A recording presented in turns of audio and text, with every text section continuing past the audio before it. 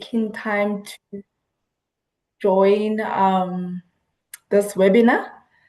This is the first webinar for the academic and research library sector for the year. And I'd also like to take this opportunity to acknowledge and welcome the sector's committee members. I've seen a number of them are here already. Others might be joining, or some might also have commitments. Thanks a lot, colleagues, for your support. You continuously play a big role in ensuring that the sector's activities are successful.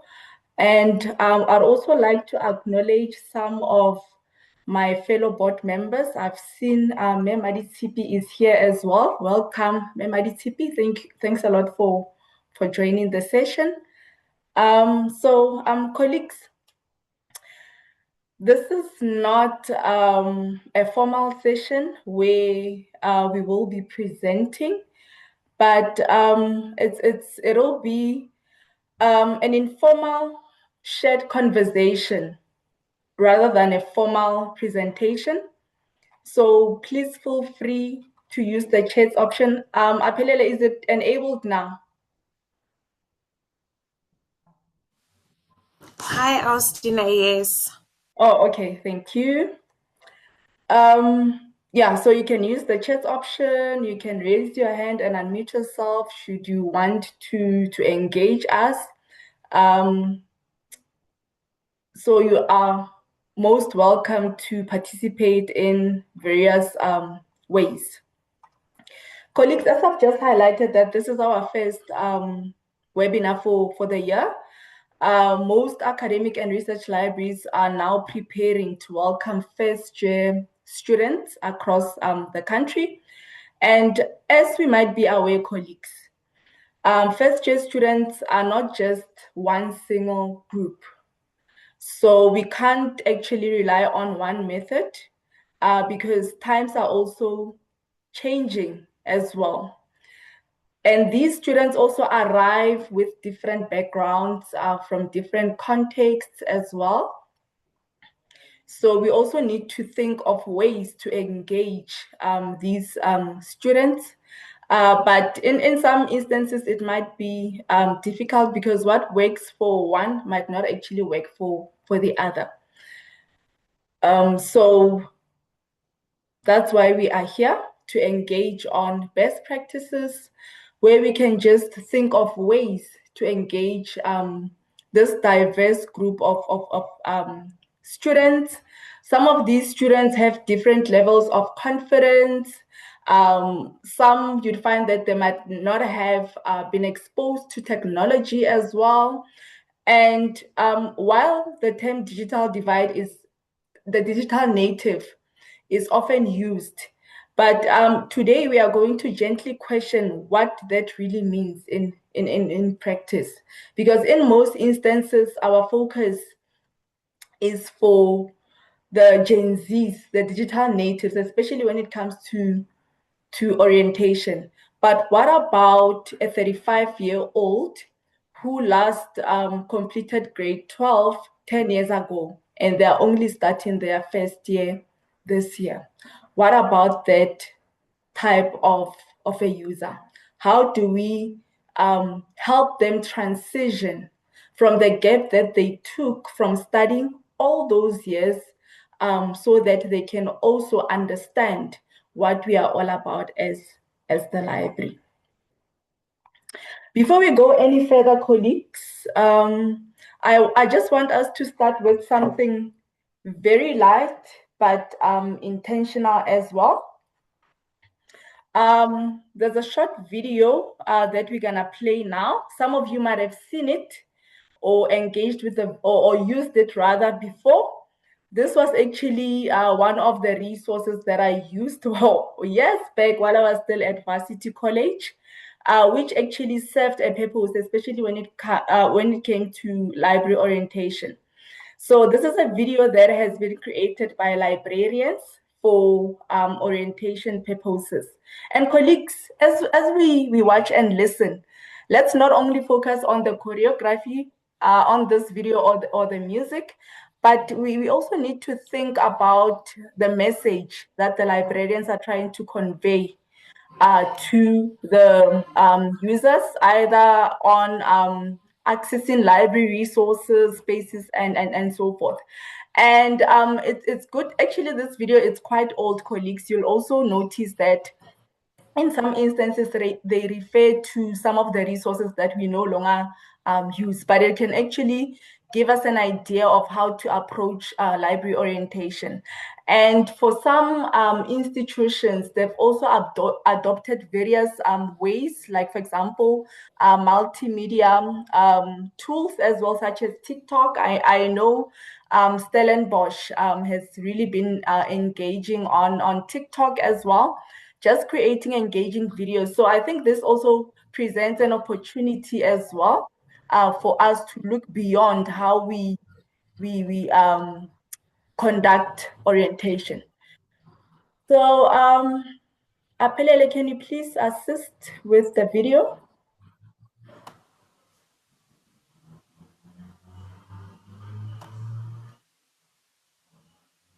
Oh, it's Tando. Sorry, Tando.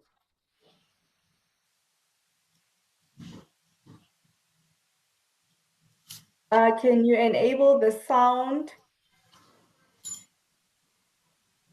I'm not sure if from my side, I cannot hear anything. Colleagues, can you just indicate from your side as well if you can hear anything from the video? No You know, I sound. can't hear anything. No sound.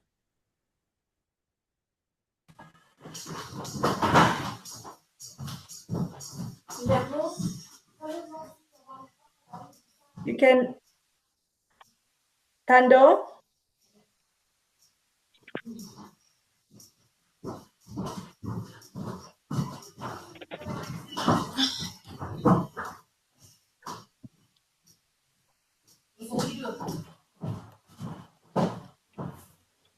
Did they tell you prior that you have to?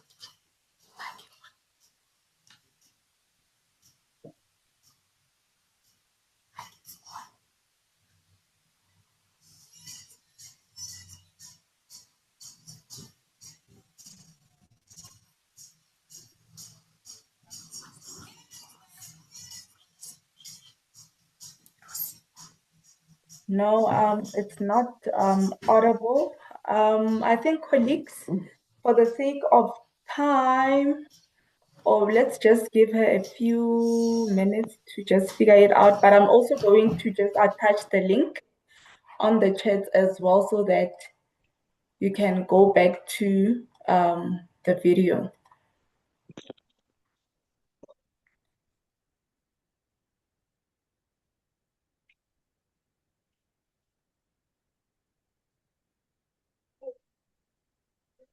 Okay, sorry about that.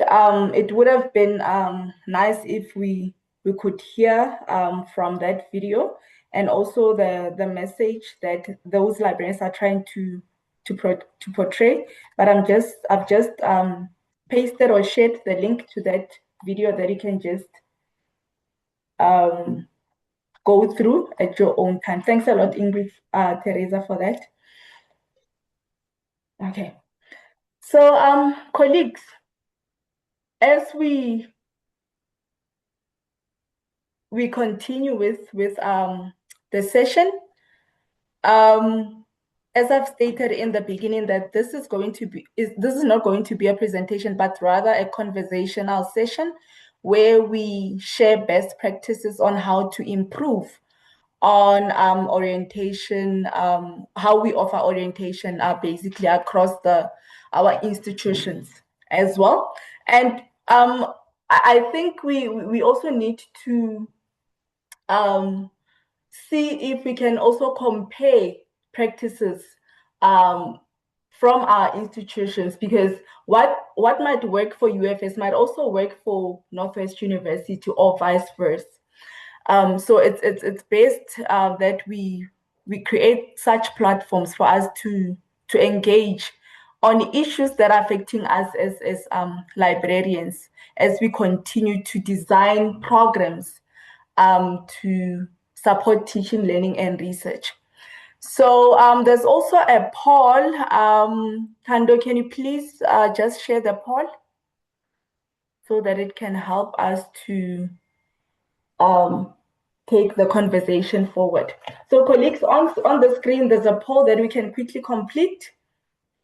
The first question, the first poll, it says, when you plan first year orientation, who do you mostly have in mind? As colleagues, we have different types of users in our libraries that we are welcoming each and every year. So when we design this program, who do we really have in mind? Is it your Gen Zs, your first generation students, mature or returning students, or students that have never used academic libraries before? So colleagues, if you can just quickly complete the poll.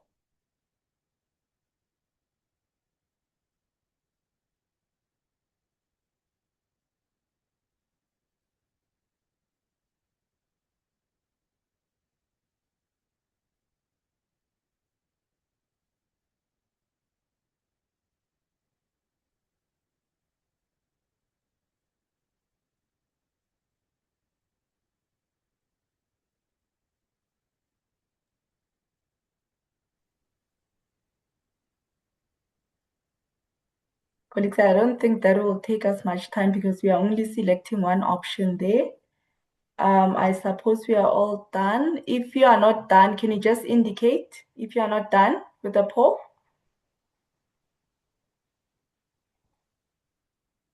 I don't see any hands. Right, Thando, can you share the results from the poll?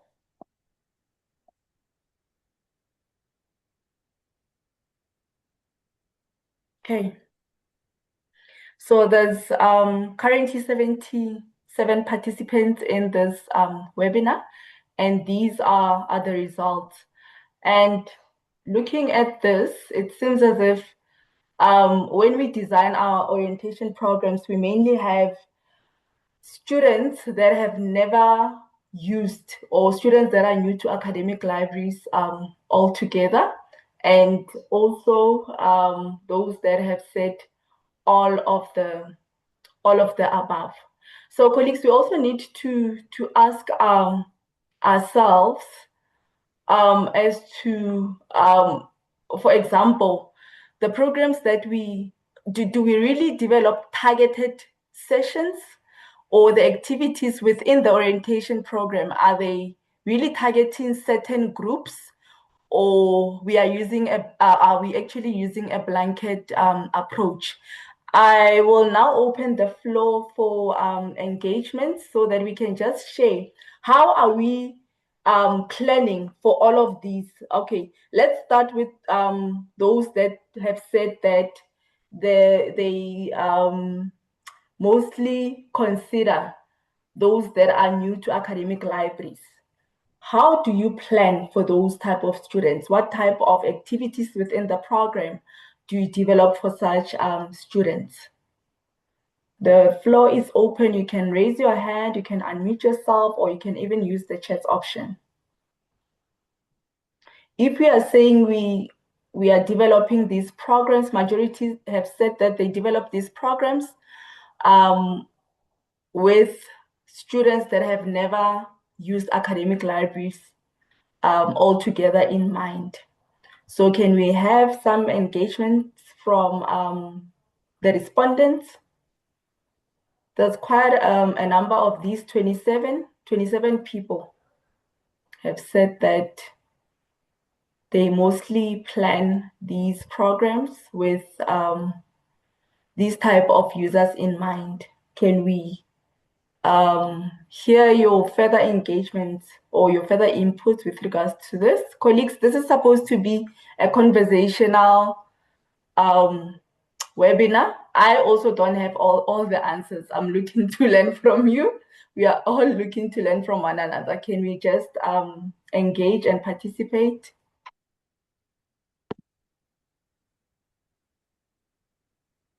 I don't see any hands. You can also unmute yourself.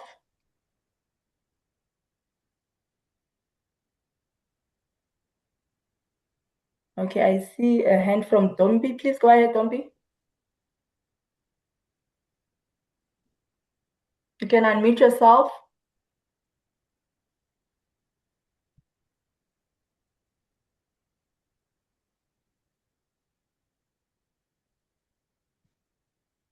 Tando, is the audio enabled for participants? Yes, it is. Okay, Michelle, please go ahead. Hi, everybody. Don't know how many people our situation is relevant for. I work at UNISA in Cape Town. And we found after we reopened after COVID that our orientation numbers were just so low that we kind of stopped doing the group orientation. So what we do now is we kind of have we do online orientations with other departments on campus because we're an admin admin arm of UNISA. So we'll participate in the campus online orientations, or sometimes we have a big one in person. But then just otherwise, we just deal with it on a case by case basis. So, like as I said in the chat today, I had a grandmother who came in. She's a master's student. She's returning to studying after 30 years. So obviously, the assistance that we're going to give her as a returning student is going to be totally different to a digital native who's coming in and just wants to know how to use the online library. So I think we are quite flexible here. We don't have a one size fits all approach.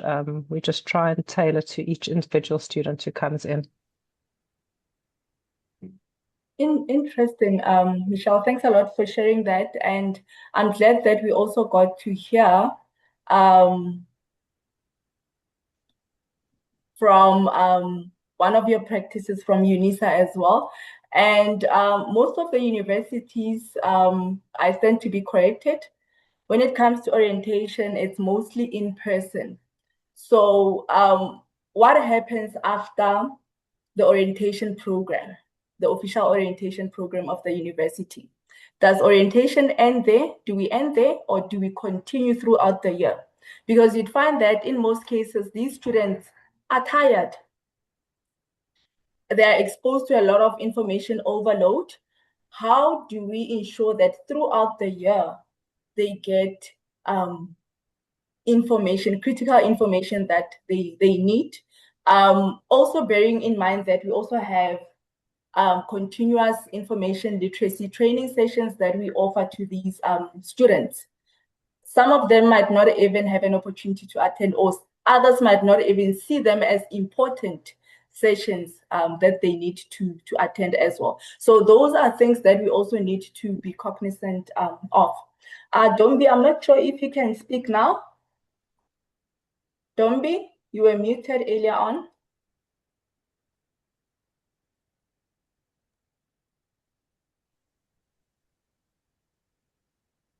Good day, Colleague, Dana. How are you? good afternoon. How are you? Good afternoon. Good afternoon to the colleagues as well. This is not Dombi though. It's Susan from AG and I'd just like to touch on what we do on this side. And I like the fact that you mentioned about during orientation, there's a lot of information overload, a lot of things that students need to grasp. That is the system that they need to do from the academic side. So what we do this side is instead of overloading them again with a lot of information, is that they are given sort of like a library tour to the actual library. So they are shown where to access the short loans, how to access the open or the open collection. And then another thing that I'm one of the few that actually answered on, whenever we plan this orientation, we plan in the sense that we understand we have different students that come from different backgrounds. And then some of the students have not been exposed to an actual library with actual resources in it. And I happen to be one of the few students when I was in varsity. So now when we give those library tours, I'm able to see and also they're shown how things operate within the libraries or the resource center, as we call them this side. So a campus tour or a library tour seems to work very well during the orientation. Thank you. Thank you very much, Susan. And you're also bringing an important issue as well, library tours. Um, as during the orientation time, we also receive large groups of students. So I'm not sure if a lot of university libraries or academic or even public, I've seen a comment from public libraries here. We have colleagues that are joining from different sectors. So we'd also like to hear how they actually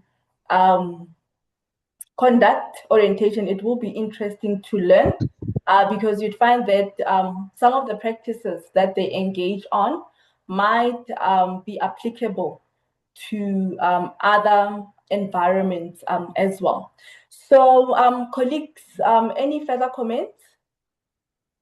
Any further comments on how we plan for orientation, and also looking into the fact that we need to consider the context and the background of these students is quite different. This has also been mentioned by Michelle as well.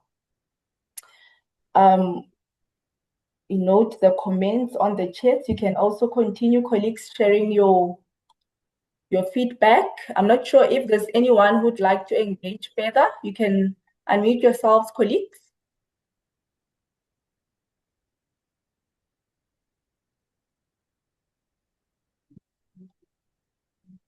Right. So, colleagues, for example, only two respondents indicate that when they plan, they also have mature or returning students in mind. Also based on what Michelle raised as well, sometimes we do have those students that might be returning to further their studies after many years. So how do we really ensure that we engage these students, and how do, especially when it comes to technology, because in some instances you find that other libraries will also be using technology as well for orientation purposes. But how do we draw the line between all these type of users, with the focus that currently at this point we are not really doing much based on this poll. Not a lot of people are doing much with, in terms of planning to engage mature students. So is there anyone, or are there any colleagues that can just enlighten us on what can be done, or what practices can be implemented to ensure that we also engage these students so that no one is left behind? You can raise your hand. Say something. Okay, please go ahead. Okay, sorry, my name is Esty. I see my name is not visible. And I'm also working for the former Varsity College, which is now Emirates. And I'm looking after master's and doctoral students, and many of our students are mature students, just as Michelle also mentioned. And I want to agree with her that the support on this level is basically individual. Yes, I do have introductory sessions with the different groups. And I think what is very important there is that is recordings.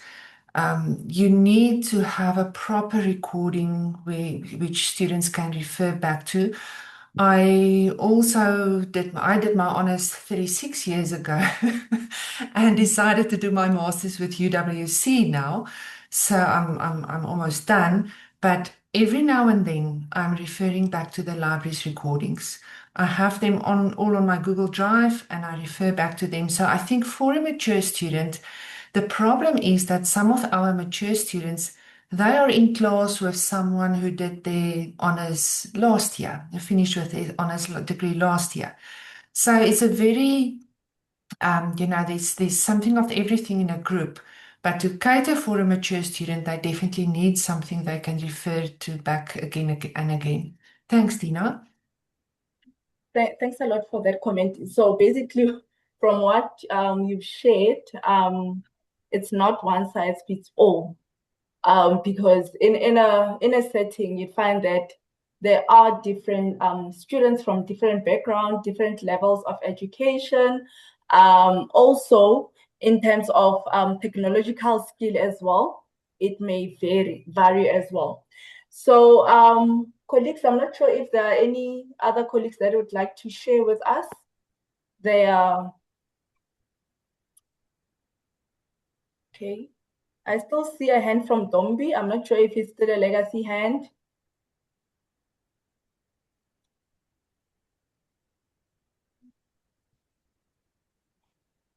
Any further comments, colleagues, Good on afternoon, how we colleagues. can engage mature students? Please go ahead, sir. Yes, I was going to make a very small comment. So I am young Alivi working for CPUT. So now, number one, I don't think the blanket approach would really work for orientation, right? And then I would further say orientation, a year long, you do it throughout, right? It just depends on the audience who wants to be assisted and what type of service do they want. And then what we usually do here at home is to have library tours, which are part of a big orientation. So we have different faculties and as well as departments coming for a good 15 or 20 minutes, right? So now, when we are giving them the library tours, you have to be mindful who's with you on that particular time. And students, they usually give, there's a demeanor in their body that will tell you they're interested in whatever that you're telling them, right? So sometimes you make it conversational, sometimes it's like a Q&A type of thing. But one thing that I find most important is for you as the person who's orientating them to tell them they are welcome in the library.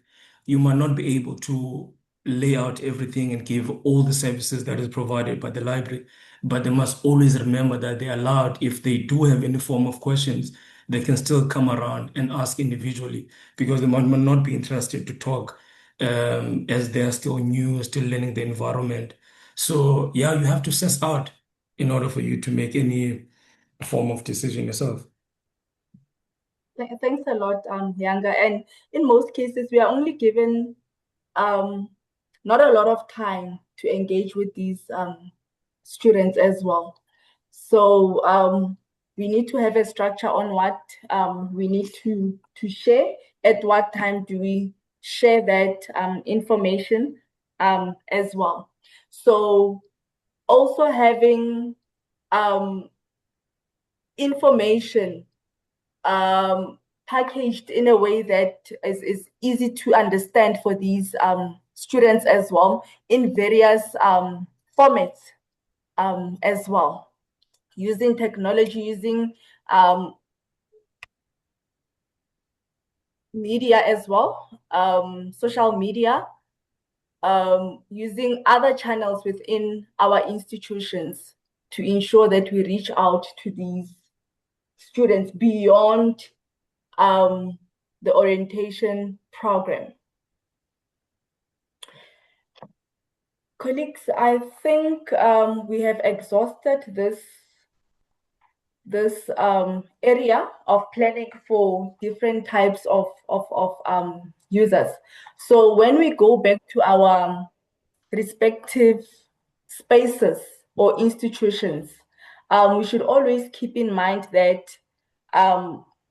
we can't always use a blanket approach.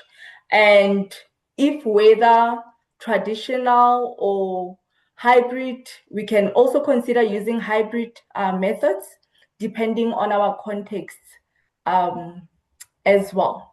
But in most cases, for first year students, or I've seen a comment from public library. I'm not sure if the colleague would like to share further. Pearl, if you'd like to share further with us how you or what because I see here that the majority are school learners, but if you can just share with us perhaps there is a practice that has worked for you in your library that can be implemented by other public libraries that are joining us here.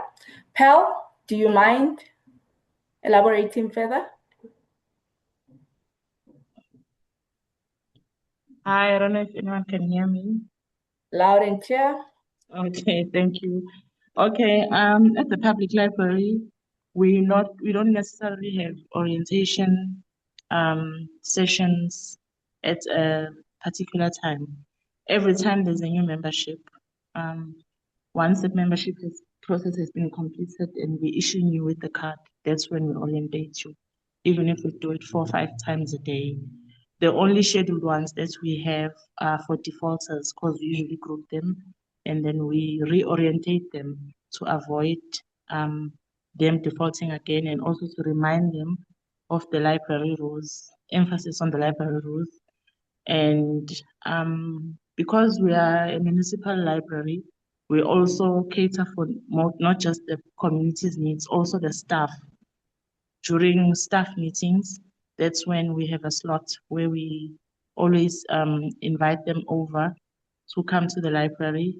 Most of them are students, so we share our services that we have for them as students and also to let them know that whatever they need, whether it's for a project or it's work related or it's personal, even extended to their kids, they are always welcome to come in the library. We make use of the staff meetings because that's when we get a sense of their information needs. And then with the community, we don't just do orientation in the library only. Some librarians do attend ward committee meetings where they engage with the various community members and find out, mostly it's usually complaints, but that's when we assess that perhaps the sorry, perhaps the loan period is too long or is too short for those who stay in the farms or for those who stay in the suburbs and so forth. So it changes each and every year, even though we have a manual, but we always use a different approach to each user group. It's not the same orientation system that we use across the board. We always use different approaches to different user groups so that we get different results and see if it works for them. Thanks a lot, Pearl, for that. Um, you are also touching on a very important thing. I see also on the comments that orientation shouldn't be a once-off thing. It should be a continuous thing throughout the year so that our students get exposed.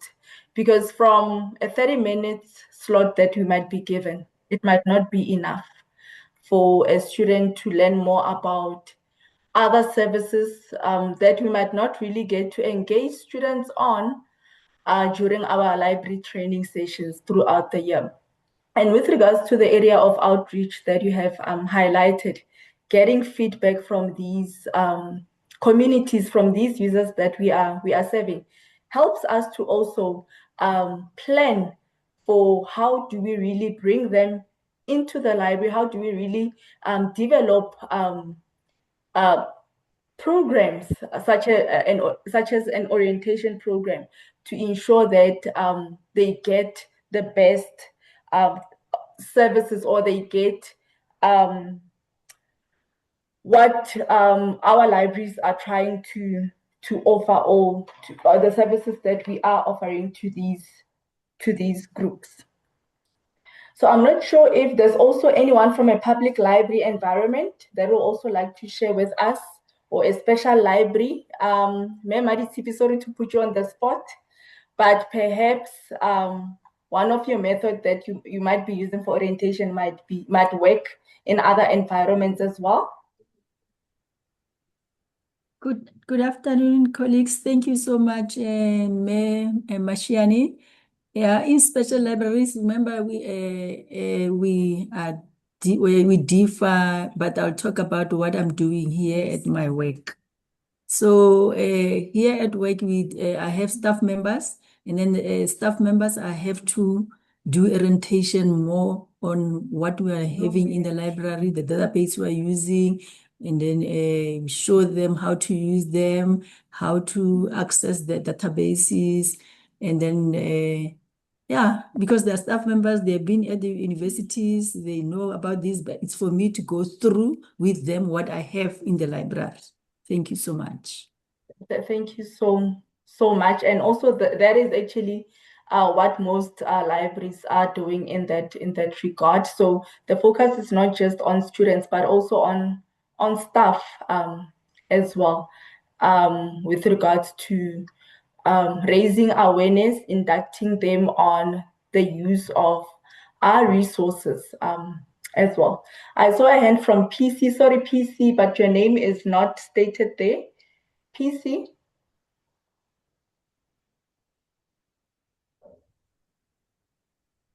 Hi, I'm not Tina. okay. Oh, Maropeni, how are you? I don't know if it's PC. Yeah, no, thank you. Thank you, Chair. Good afternoon, colleagues. Yeah, yeah, at the Northwest University, colleagues, we still have the physical library orientations in a big hall where you're going to have 500 or 1,000 students, first year students, sitting there. Is it still working, colleagues? Is that what our new students need? Is that what they want? Is it working for them?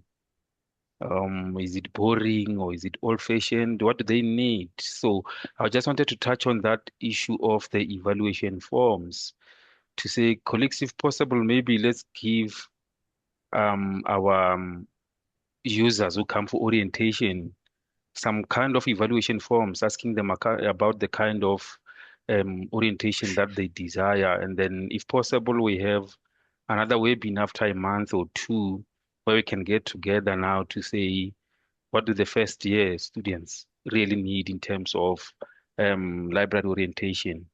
It could be that maybe they need the QR code stuff, the online one, the video one, we don't know, but I wanted to add on the issue of the evaluation forms. Let's ask our users and let's hear from them. What do they want in terms of library orientation of today going forward? Thank you, Chair. Thank you, colleagues. Thanks a lot, Mr. Ramabina. Colleagues, a question has been posed. Is the traditional method of conducting research in a classroom session, for instance, is it still working? Because in some instances, the librarians go to a certain venue, or in some institutions, students go to the library for a library tour. Are those practices still meeting the changing needs of the type of student that we are serving in this day and age? Is that practice still working for us? Mutsidisi, please go ahead.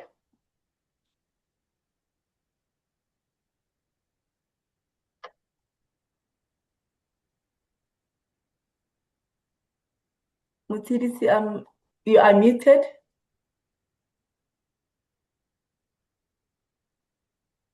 Okay, while we wait for Mutsidisi, Samsung, sorry, I can't see your names. It just says Samsung.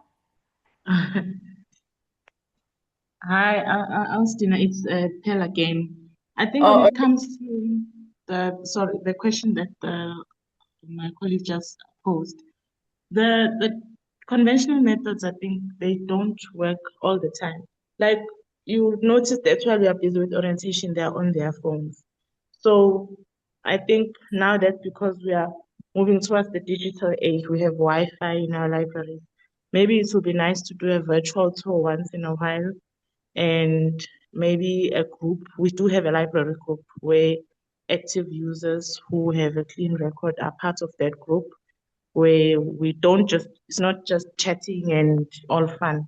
It's mostly sharing of new and interesting books that have come in, e-books, e-magazines, and anything that they would like the library to introduce. It's more of a way of accommodating the generational age that we are in now, the technological age that we are in now. Perhaps we should also try and move towards that, because the old way of doing things, like filling in of evaluation forms, not all of them will complete the form.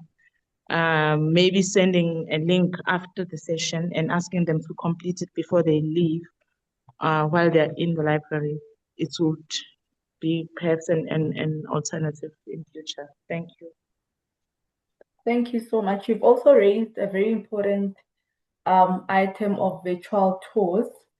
I'm not sure if there are any libraries that have implemented virtual tours, but from my own environment, we have, and these are also serving as additional resources throughout the year, not only during the orientation period, but throughout the year as well.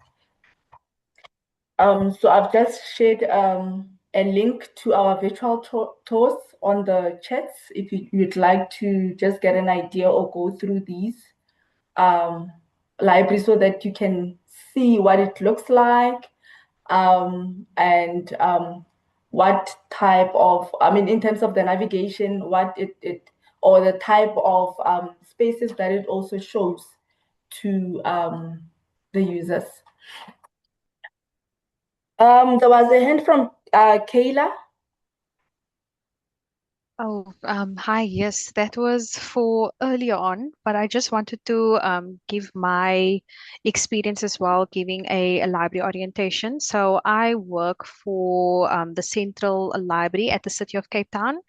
So we are, of course, a flagship library compared to the different other community libraries. So where we are situated, we have access to students, homeless people, elderly people, you name it. It's such a lot. So with us when it regards to library orientation, so we've never had a partnership with the College of Cape Town that is right next to us actually. And then I went there and I wanted to find out, okay, what is it that your students need? What do they lack?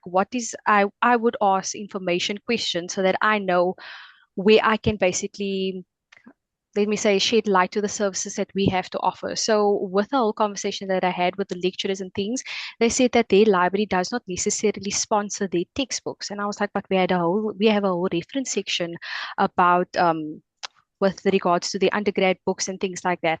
So I said, okay, now I know if I have to do my library orientation with them, they can obviously just walk over the road or down the road, and then I can highlight that, look, we do have printing facilities, we have your undergrad textbooks here as well. All that you need is your library card and your this and your that and da da da da da. So that's how I basically form my basis of a library orientation. I love to find out from organizations or community stakeholders and things like that in order to see, okay, what role can the library play for them. So this morning also I had someone that was a homeless person came in and she said, I'm looking for jobs. However, how can I use your computer? And then that's when I started with everything. But I just narrowed it all down to the computer usage. I would tell her, okay, if you need to print your CV or your ID, make photocopies, this is where you would do it. And I gave her a brief overview of all the services that we have to offer. So yes, we do ours one-on-one, but we also do take groups as well. So we a school or college or whichever would need it. But of course, I would alter the orientation to their specific needs and information needs as well.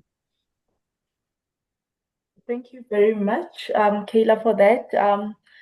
And you also raise a very important issue of collaboration, where various types of libraries can collaborate, while we are also serving the very same group. You are, in your example, you are serving undergraduate students, most likely first years, but from a different sector, which presents opportunity for various types of libraries to collaborate, to create that platform for collaboration as well. Thanks for that. I don't see any further hands, but you can still keep on sharing on the chats. I saw something from Ingrid asking if there are any UCT colleagues here who would like to share. I'm not sure if there's anyone from UCT. Otherwise, Ingrid will share.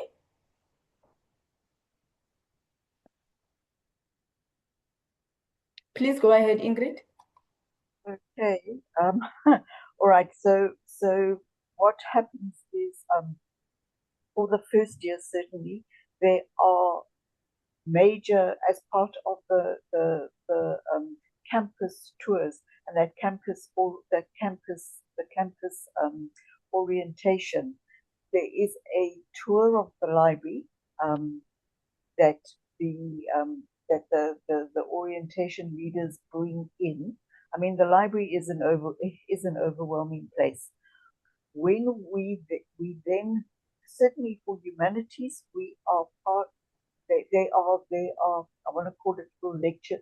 You know, they run orientation sessions. I mean, but it's campus wide. So that would include things like the writing center, all the various services. And the library is part of that. So what's been the pattern in the sort of humanities information division, and it'll remain the same because I know my colleagues are the presentation will be slightly tweaked. It actually is quite a light presentation. It isn't heavy. It isn't wham. You know, there's all this information because you can see the students are tired. They've been walking around campus. There is an overwhelming lot of information. So really what you want is to say, hey, this is the library. Look at all the cool stuff and all the things we can do. It's usually about a 10-minute presentation. We've actually in the past used a Star Wars theme, and Star Wars does still seem to be a thing, although they probably will change some of the memes that are in there to you know sort of that are more relevant. So maybe K-pop demon hunters might appear, for example, as a meme. So we do it's literally a 10-minute thing where it's a light presentation, light-hearted presentation to kind of show that the library, the face of the library, and then afterwards there will be the librarians in humanities are all involved in their subject areas, and they will be going into the first year classes to do training or more in-depth orientation, a bigger introduction of the library. So yeah, I don't have the 10-minute the slides to put up. There are about 10 slides, and there is it's a little video that we use. Okay, that my colleagues will be using because I'm now retired. Yes, and we hope that you are enjoying your retirement, and thanks a lot for making time to join us this afternoon. But also the fact that we also have faculty-based orientations. You'd find that in some instances, beyond the official orientation program, faculties also have their own orientations. So I'm not sure if colleagues in other institutions are also following the example from UCT, where they also have faculty-based orientations before library orientation sessions that are normally offered throughout the year. That is also another opportunity that can help to get to those students that we might have missed during the bigger orientation program of our institutions. Thanks for sharing that. Ingrid, there was a comment on the chat from Sue. I'm not sure if I'm pronouncing your name correctly, where you mentioned the amazing place. Care to further elaborate on that? the amazing place? What is it? How do you do it? Perhaps it can be something that other librarians might want to implement in their institutions.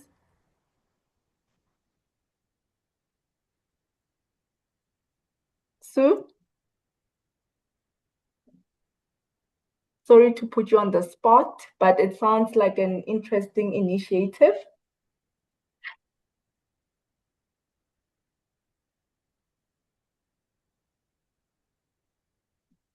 Okay, while we wait for Sue, Lindy, please go ahead. Sorry, I was talking and it was mute. Oh, Can okay. you hear me now? Loud and clear. Okay, great. Super. Okay. Basically, what we feel about a week is the same as has been mentioned in the chats, is that the students are just overwhelmed. So during the O week period, we have like on the first few days, we have like a race where the students have to like fill in a form. Well, they're given a sort of form which gives them different areas in the library which they have to visit, the different faculties. And then they have to go to each faculty, and at the hub or area where the faculty is, they give them a brief introduction, just sort of 2 minutes, just telling them a bit about the physical space, what they can find there, and all that kind of thing. And then they get a like little tick or star. And at the end of that, they then go back down to the bottom of the library and they hand in that form. And at the end of the week, we do a draw and they get a prize, whoever. That's just basically to encourage participation in the race. Um, and then also during a week, we have like sessions that they sign up for, which is just a basic introduction to the library catalog, just to give them an idea of how to use it, to find information. So this is just to help them with, basic navigating. We use search all sort of thing, which is Primo, just showing them how to find books and yeah, books mainly. And then the subject librarians sort of work together with the academic staff, and then we usually go to their classes during the year and then make more tailored presentations to help them find the information they need for that particular subject. Does that help? Thanks a lot for that. So certainly, colleagues, you've heard it. We can there's an opportunity to implement an amazing race in the library. I think other libraries might have done it before, but it's something that we can continue doing or implementing for those libraries that haven't explored that option yet. And you also touched on the issue of continuous targeted training or orientation throughout the year. Lindy, you had your hand up earlier on.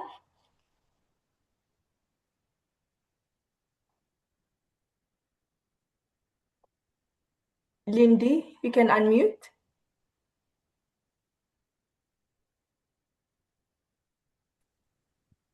Sorry, if you're speaking to me, sorry, no, it must have been a mistake. I didn't have, I don't want to say Okay. anything. Thanks, Dina. All right, thank you.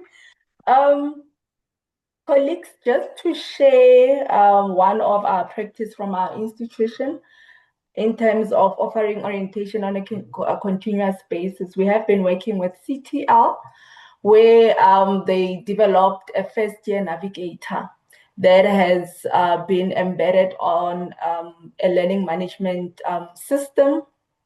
We use eFundi here, but other institutions, some institutions might use Blackboard and so forth. So basically on that first year navigator, on an annual basis, they request inputs from different support departments that are playing a key role in supporting teaching, learning, and research.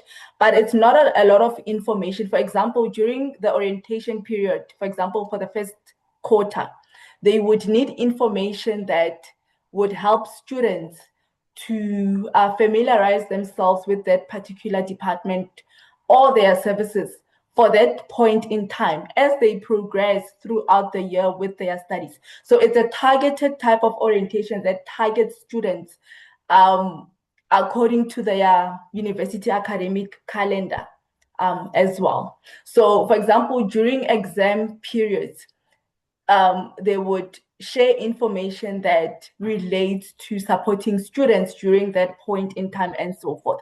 So it's a targeted orientation throughout the year, providing support or information to students as they progress throughout the year.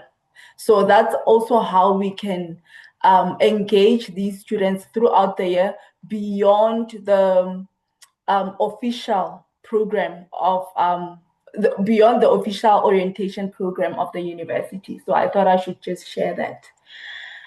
I'm not sure if there are any questions or comments, colleagues. I don't see any hands. We can go to the last poll, Tando, the third poll, because I think we have addressed the second poll already. You can just share the third poll. Right, colleagues, if you can just take a few minutes to complete the poll. What stops us from trying more creative, engaging orientation approaches?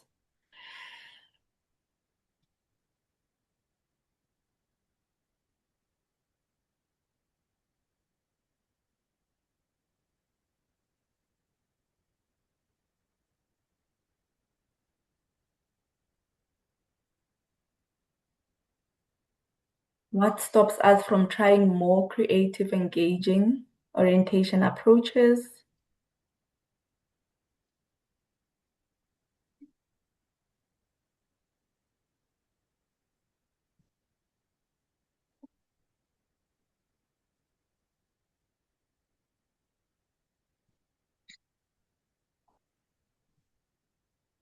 I hope colleagues have managed to complete this because it's just one tick. It's not something that can take us time to complete.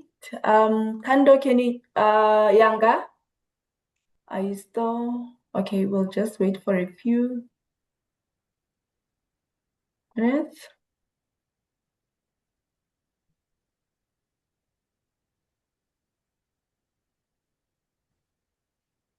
Yanga, I see a hand. I'm not sure if it's a legacy hand or you had you Legacy wanted hand to say. indeed. I'm so sorry for Okay, that. Yes. thank you.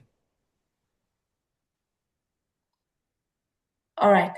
I think we should be done now with this poll, colleagues. Tando, can you please share the results?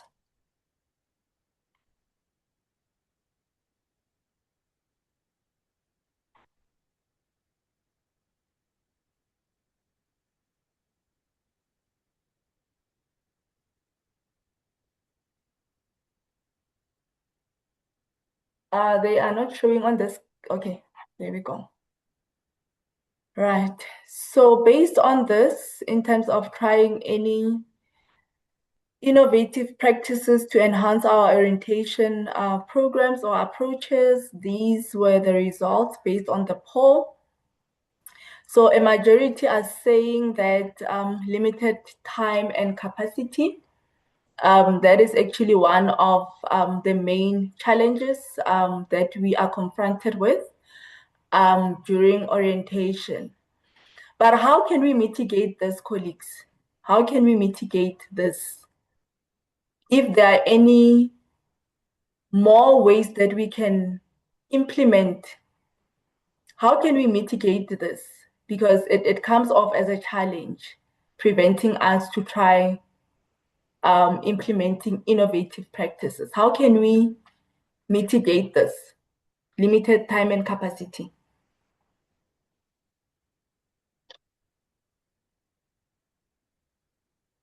Because it is a challenge, but how do we work around that? Any suggestions? Because I believe we are confronted in most cases with the same challenge, but how do we work around this?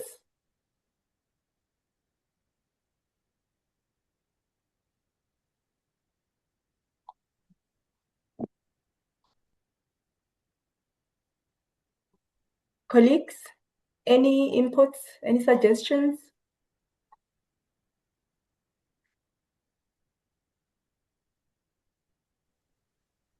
Afternoon, colleagues. Afternoon. Yes, it's Constance here at UFS. Okay, thank you. Go ahead.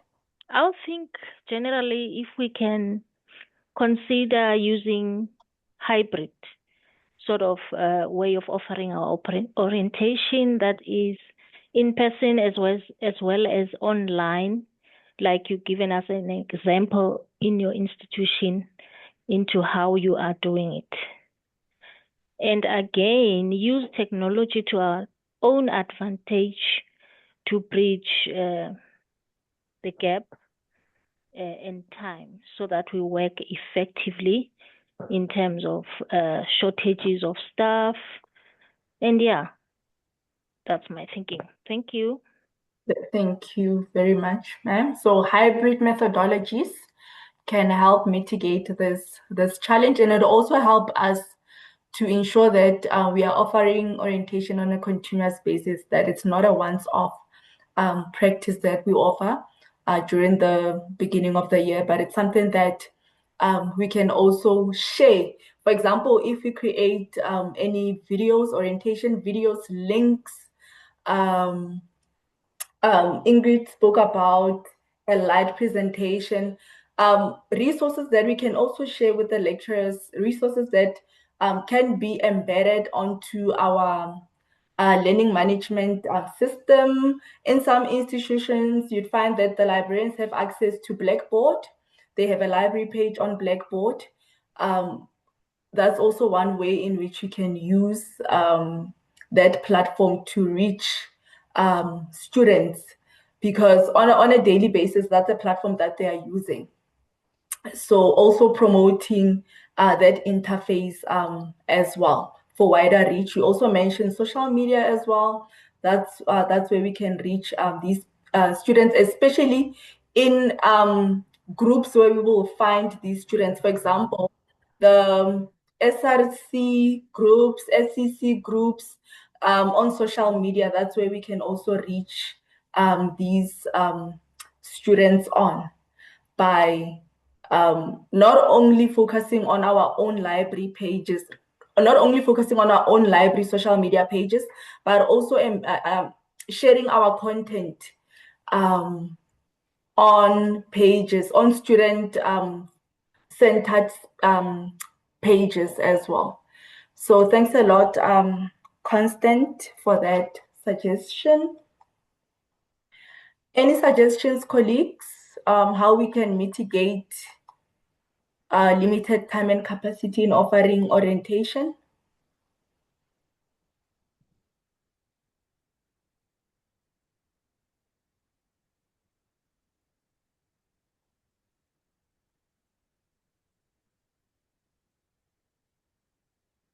There's also a suggestion that we also take on some learning from how we worked during COVID with online sessions, so conducting virtual sessions, orientation sessions as well.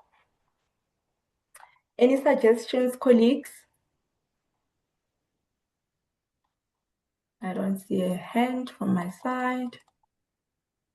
Okay, going to the next response, we actually had 11 colleagues saying that institutional culture and expectations also is a bottleneck, preventing us from trying anything creative.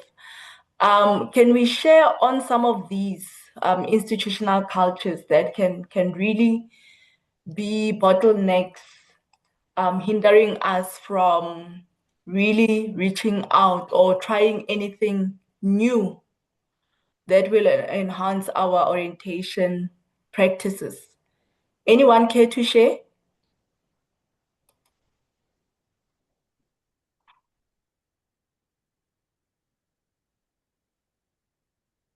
We had 11 colleagues. I'm not sure if one or two of them would like to share further.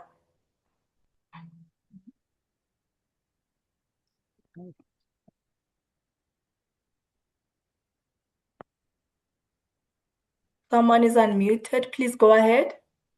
Sorry, I can't see your name.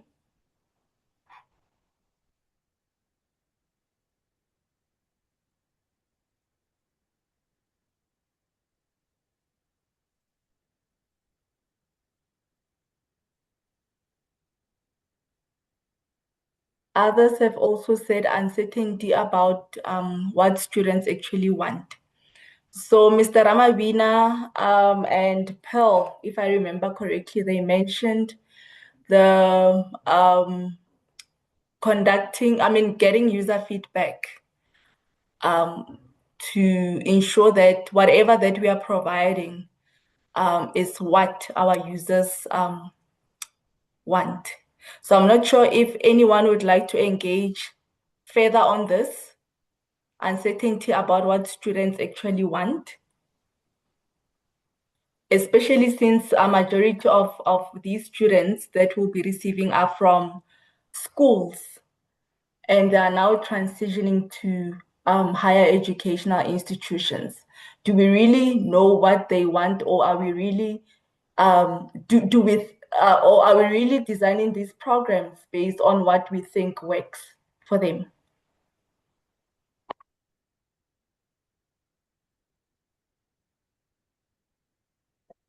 Besides getting user feedback before planning for orientation, how can we plan for orientation to ensure that we really understand the type of students we might be expecting? Are there any suggestions, colleagues?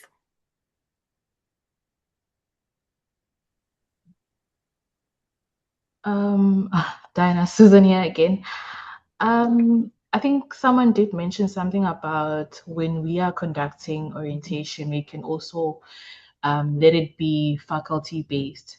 So if, for instance, there's a certain group, let's say for instance, IT students that are coming for orientation, then you know that that specific orientation is not generic, but then it's tailor made for the IT faculty. That is, when we're also introducing the databases, we can also focus on specific IT databases that they may use. And then another thing would be also, I'm not too sure about other public libraries, but we're used to go at UL, you'd know, okay, there's a certain floor that has IT textbooks that you can get as a student. And also, even in the presentation, when we are presenting, it's also important to also highlight, Oguti, whatever information that you're giving them, you try to make sure that the information they get, they have the sense of, okay, whatever information I'm getting, it'll suit me. So instead of saying, okay, we have X number of databases, we can instead say, okay, listen, this database will help you in getting the information that you need for assignment preparation, or if it's a master's or postgrad students, then it will also aid you in when you are busy with your research preparation. So what I'm trying to say is we make sure that it is tailor-made for a specific faculty. That is, if we look at giving orientation per faculty. Thank you very much. So contextualizing these orientation efforts to the needs of the students. That's what I'm getting from what you've shared with us. So look, we need to ensure that we also consider the context or the background of these students whenever we are developing these training sessions. But in some instances, colleagues, we also have activities that we develop, fun activities to engage the students. I'm not sure if there are any colleagues that will care to join what they have planned. Because in some institutions, orientation is not that formal, but it has a fun element onto it. So to keep the students engaged as well. Are there any innovative practices that colleagues can share from the floor that have worked for them, or something that they'll be implementing as of 2026 to engage, to entice the students?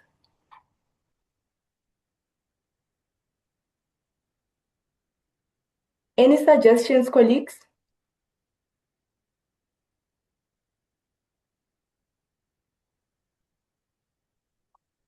Any fun activities that you've implemented in your institutions that have worked?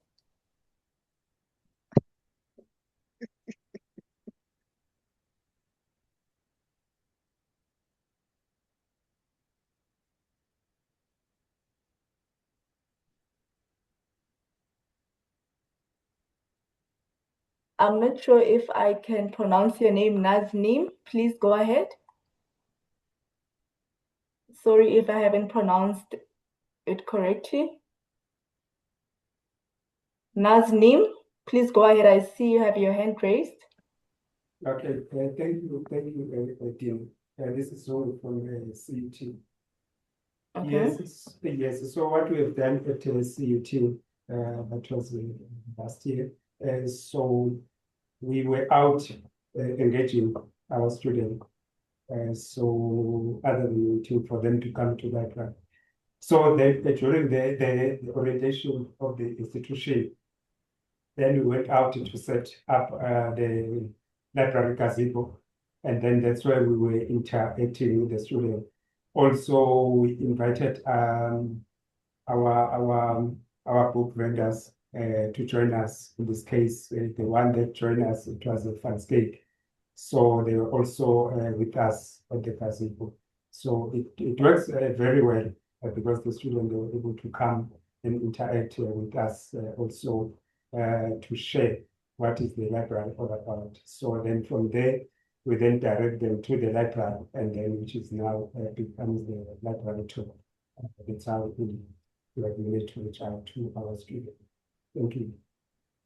Thank you very much, sir. That is also quite important, reaching out to these students beyond the library itself, to also ensure that we enhance the visibility. And you've also mentioned that you've worked with the service providers to collaborate on such a practice to entice and to also engage, to enhance the engagement with the students. Thank you so much for that, for sharing that. Any other practices that have been implemented, colleagues, to improve library orientation or to reach out to students beyond the library? As the saying goes, if the mountain if Muhammad cannot go to the mountain will go to Muhammad. I'm not sure if I phrased it correctly, but it goes like something like that.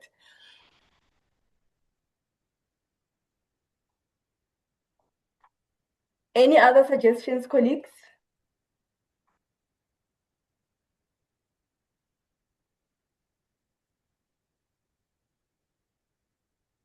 Right, I don't see any hands, any more hands. But you can still share your suggestions on the chat, colleagues.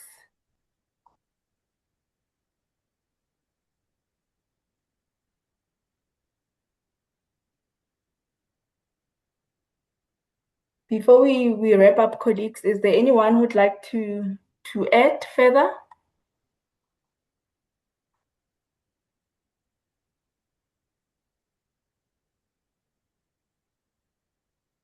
Okay. Without wasting any more time, colleagues, before we close, I'd like to invite you to type one final reflection in the chats.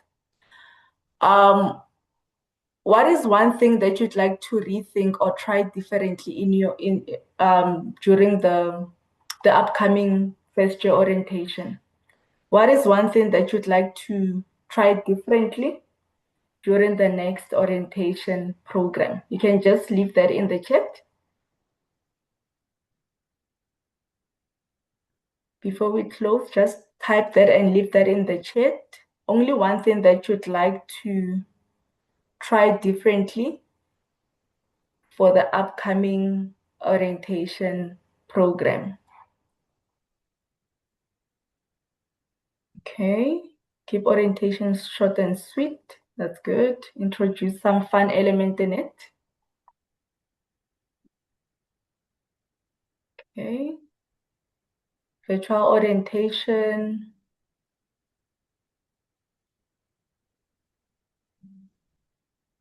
Thank you, Michelle. I think that is one thing that we have missed. Language, colleagues. Have orientations in other languages. That is quite critical, especially now that we, as libraries, will also have to implement the language policies of our universities as well.